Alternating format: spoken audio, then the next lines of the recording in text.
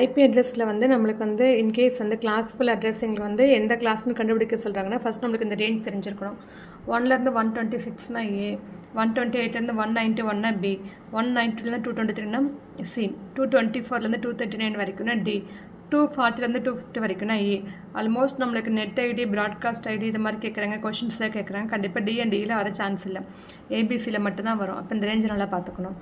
எவ்வளோ நெட்ஒர்க்கு, எத்தனை host, first network அப்புறம் ஹோஸ்ட். நெட்ஒர்க்குக்கு ப்ரியாரிட்டி கொடுக்குறனால ஃபஸ்ட்டு அதுவும் அப்புறம் ஹோஸ்ட் நம்ம நோட் பண்ணிக்கிறோம். ஓகேவா?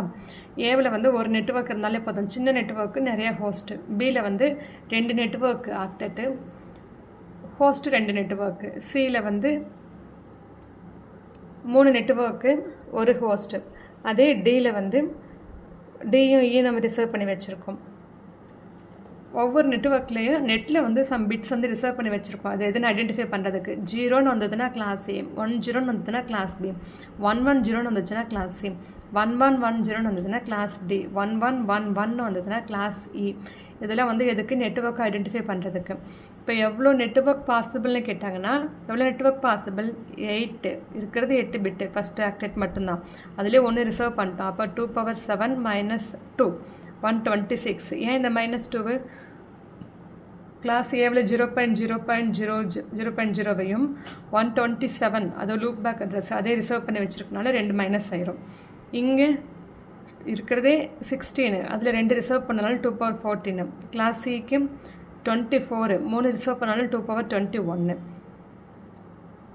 ஹோஸ்ட்டில் வந்து ரிமைனிங் எல்லாமே அப்படியே இருக்கும். பட் ஒவ்வொரு ஹோஸ்ட்லேயுமே 2 பிட்டு மைனஸ் பண்ணோம். இதுக்குன்னா நெட் ஐபிக்கும் ப்ராட்காஸ்ட் ஐபிக்கும்.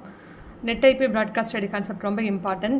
ஒன்றும் இல்லை, எத்தனை நெட்ஒர்க் பாசிபிள், இதுக்கு எத்தனை ஹோஸ்ட் பாசிபிள் ஃபஸ்ட்டு பார்க்கணும். கிளாஸ் ஏவாக இருக்குதா, ஒரு network possible, 3 host possible. Net ஐபின்னு கேட்டாங்கன்னா அந்த நெட்ஒர்க்கோட நம்பரை மட்டும் கொடுத்துட்டு ஹோஸ்ட்டுக்குலாம் 0.0.0 கொடுத்துக்கணும். ப்ராட்காஸ்ட் ஐபின்னு கொடுத்தாங்கன்னா நெட்ஒர்க் நம்பர் 91 இருக்குன்னு 91.255, 255ங்கிறது எல்லாத்துக்குமே அப்படிங்கிறனால ப்ராட்காஸ்டிங்க்கு 255, 0.0.0 எந்த நம்பரை வேணாலும் இருக்கலாம் இல்லையா? இதே மாதிரி தான் எத்தனை நெட்ஒர்க்கு எத்தனை ஹோஸ்ட்னு கண்டுபிடிச்சி ஹோஸ்ட்டுக்கு இடத்துக்கு 0 போட்டோம்னா நெட் ஐபி வந்துடும். ஹோஸ்ட்டுக்கு இடத்துக்கு 255 போட்டோம்னா ப்ராட்காஸ்ட் ஐபி வந்துடும். ஒவ்வொன்றுக்கு நம்ம -2 கொடுத்துக்கணும். அப்போ தான் வந்து நம்ம ஈஸியாக வந்து ஹோஸ்ட் கண்டுபிடிக்க முடியும். என்ன ரிசர்வ் பண்ணி வச்சுருக்கோம் இல்லையா? நெட்ஒர்க்குக்கு ஒன்று, ப்ராட்காஸ்ட்டுக்கு ஒன்று, class A, class B, class C 3க்கும் ரிசர்வ் பண்ணி வச்சுருக்கோம்.